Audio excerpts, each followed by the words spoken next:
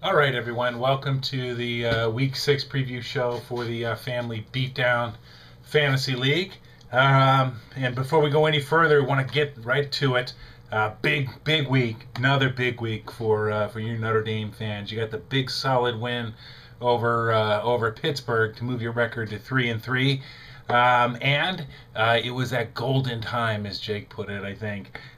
SC lost last week for the second week in a row. They lost to Stanford. You guys know how Stanford is, so we both have lost to Stanford. But anyway, USC at 4-2. They play Cal this Sunday. They're favored by about 2.5, but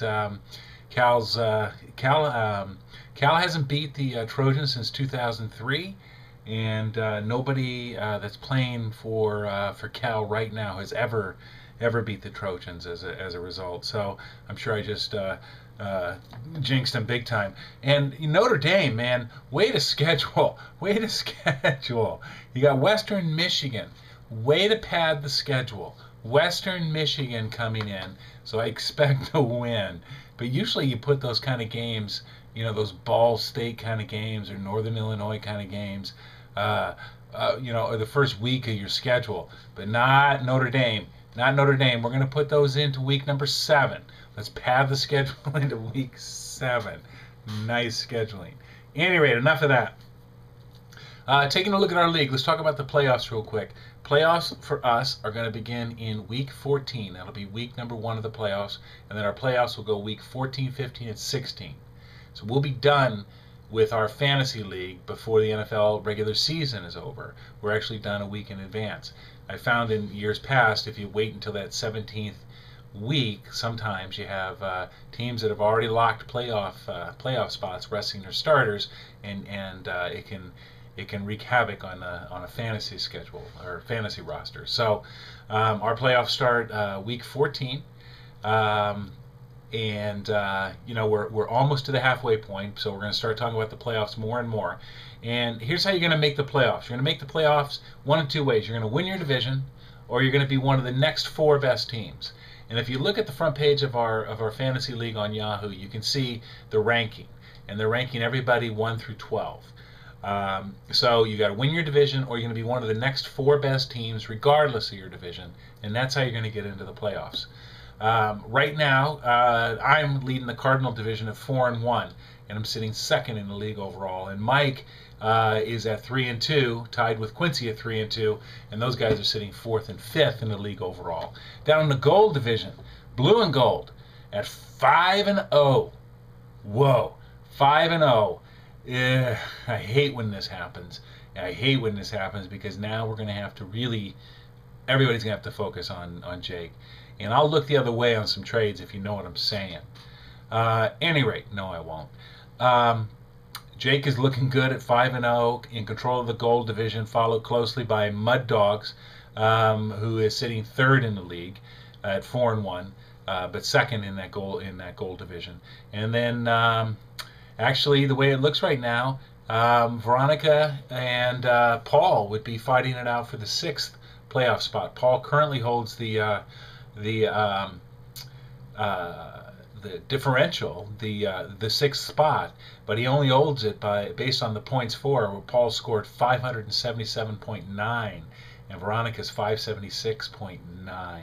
So right now Paul holds that 6th playoff spot by 1 point. They both have identical 2-3 records. So never too early to start thinking about the playoffs. Every win counts, but that's the kind of the way it looks. It looks going into week 7, which is, like I said, is the halfway point for us. Or actually, yeah, right around, because we're playing 13 weeks. We start playoffs in week 14. All right, so went 3-3 last week on my picks after my perfect week the week before, 6-0. Back to earth a little bit on 3-3. I stand, what is that, 17-13 overall for the year. So I encourage you to get involved and rank the teams. And you can do that when you look at the matchups from the front page. You can just do it by clicking the button. It's kind of fun and a good way to stay involved across the league. But taking a look at the league, I had a tough time. I was able to beat deceptions, but thanks in no part to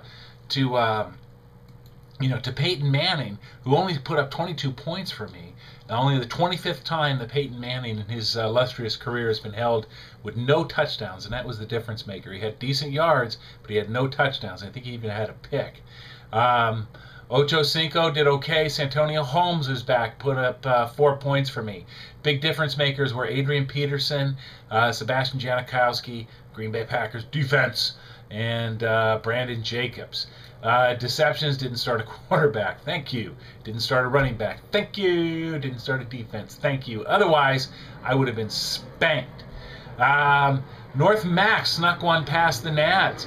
This was a bit of a surprise, I think. I know I picked Nads to win this one, but North Mac, behind the stellar performance of Percy Harvin and Ray Rice, who actually led the team. Sam Bradford taking a chance there on St. Louis with only 17 points, but Ray Rice counterbalances that with 27.9 for Alex.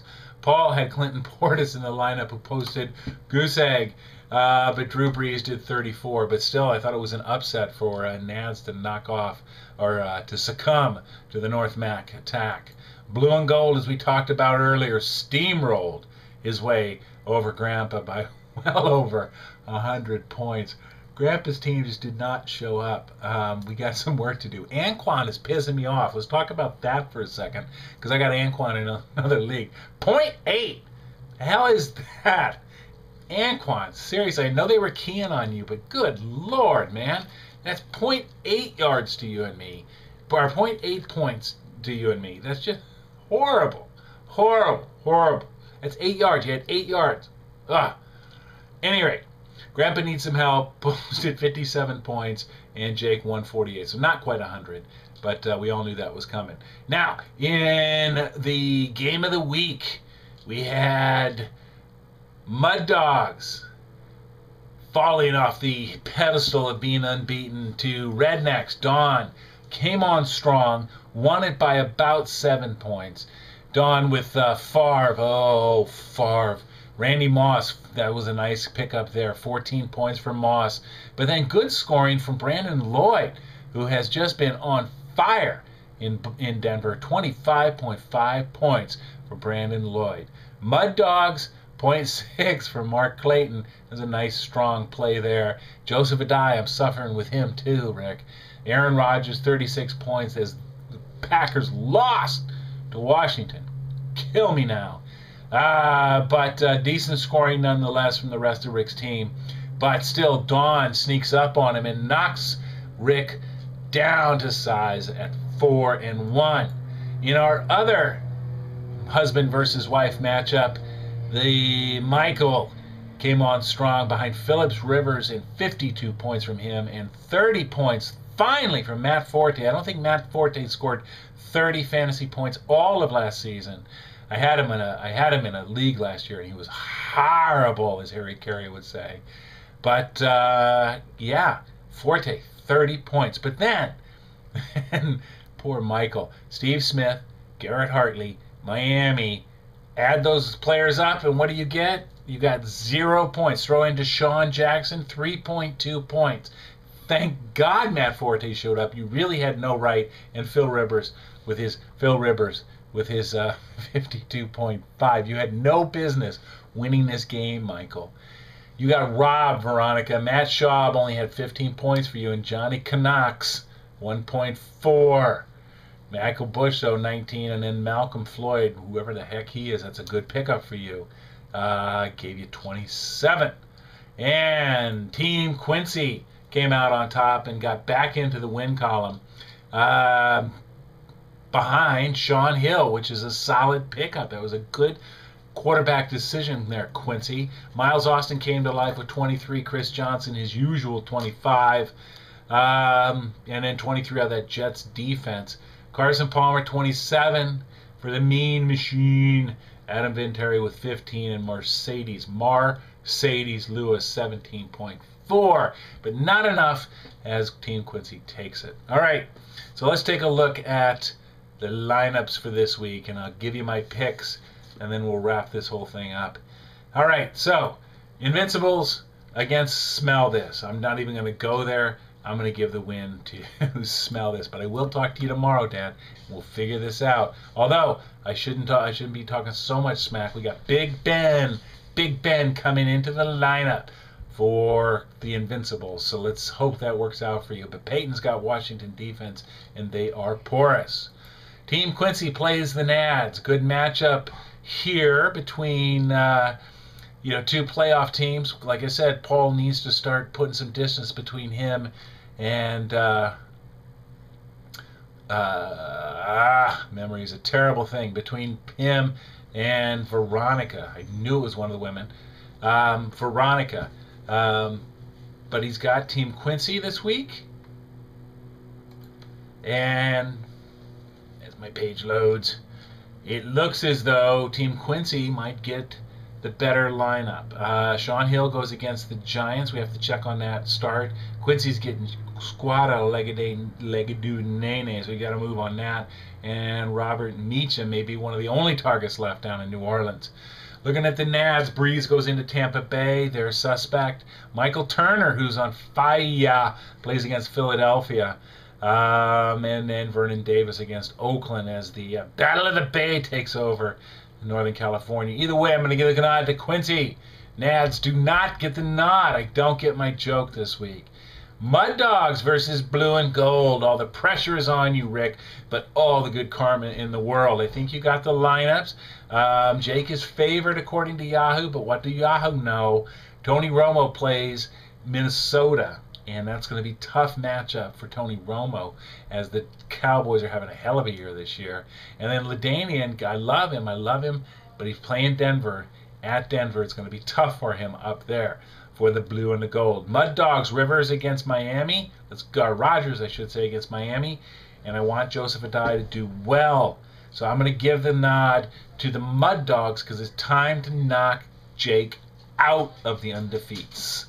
All right, Veronica takes on Mean Machine. Veronica needs this win to claw into playoff contention, and Mean Machine needs to get the win and start solidifying a run to the playoffs. Veronica needs to make a move on wide receiver, but she's got a good lineup with Schaub and Sean Green against Denver. Schaub playing against Kansas City. But right now, Mean Machine has moved Chad Henne. I love the Chad Henne into the quarterback slot. Calvin Johnson, it's a good matchup against those Giants. Marcus Colston, I think you might want to check if he's not injured there, Ty. He's listed as probable, so keep an eye on him. Right now, Tyson looks to get the nod. I'm going to give Tyson the endorsement. And where are we? Mike Bolden against the Rednecks. Dawn's off the big win and knocking off the undefeated. She got the big mo. But McNabb against Indiana, that's going to be tough. Moss against Dallas, he should go crazy. Gianco against Dallas, he should go crazy. And then Brandon Lloyd, who is going crazy. Mike, you need to make a move for Steve Smith. And Philip Rivers plays St. Louis. I think that 52, he could double that. So 52 times 2 for Philip Rivers. I'm going to give the nod to Mike Bolden. You need to come at Steve Smith. Don't make a liar out of me, Michael. All right, North Mac Attack against the Deceptions in our game of the week. North Mac is looking good with Sam Bradford against San Diego. No, he's not. That's not good. That's not good at all. Ray Williams against me. That's not good. Percy Harvin against Dallas. That's good. And Ray Rice against New England.